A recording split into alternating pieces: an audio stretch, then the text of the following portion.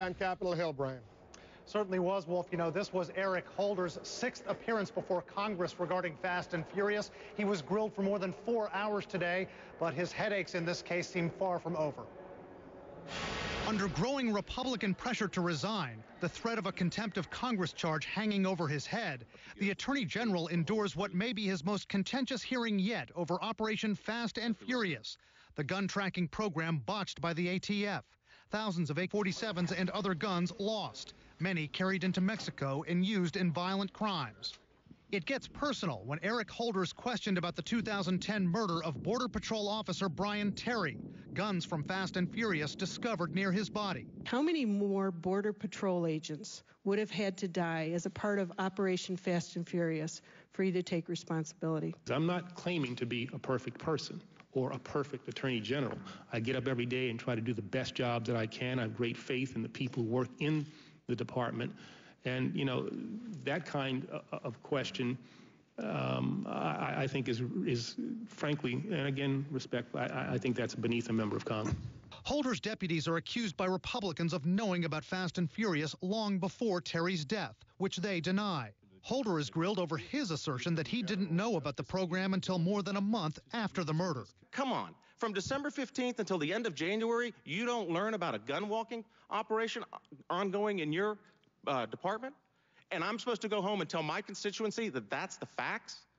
Mr. Attorney General, I have a hard time believing that. In the absence of an indication that these inappropriate tactics were used, you have here a tragic death connected to an ongoing federal matter, an ongoing investigation.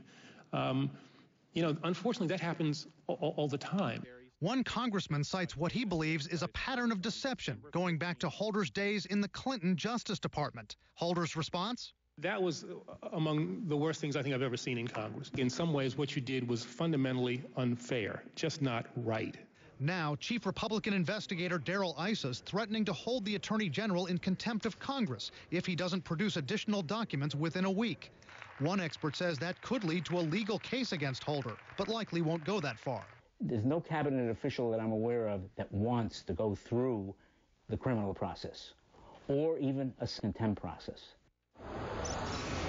Morton Rosenberg says when there is a vote of contempt or even the threat of one, usually cabinet officials comply and start handing over more documents. Now, Holder's team has said that ICE's deadline is impossible for them to meet. Too many documents to hand over in too little time. When I asked if they would carry through all the way with this threat of a contempt of Congress charge, one of ICE's aides would not commit to that, but the aide did say, quote, "We wouldn't have laid the groundwork if we were not prepared to move forward." Wolf? Brian, that murdered agent's family is apparently ready to take legal action against the federal government, right? That's right. They have filed a claim. It is not really a full-blown lawsuit yet, but they have filed a claim for wrongful death, and they mention a sum of $25 million they're seeking in this claim. Again, not a lawsuit, at least not at this point, but they seem to be laying the groundwork for that, Wolf. Brian Todd on Capitol Hill. This story not going away. Thank you. Meanwhile,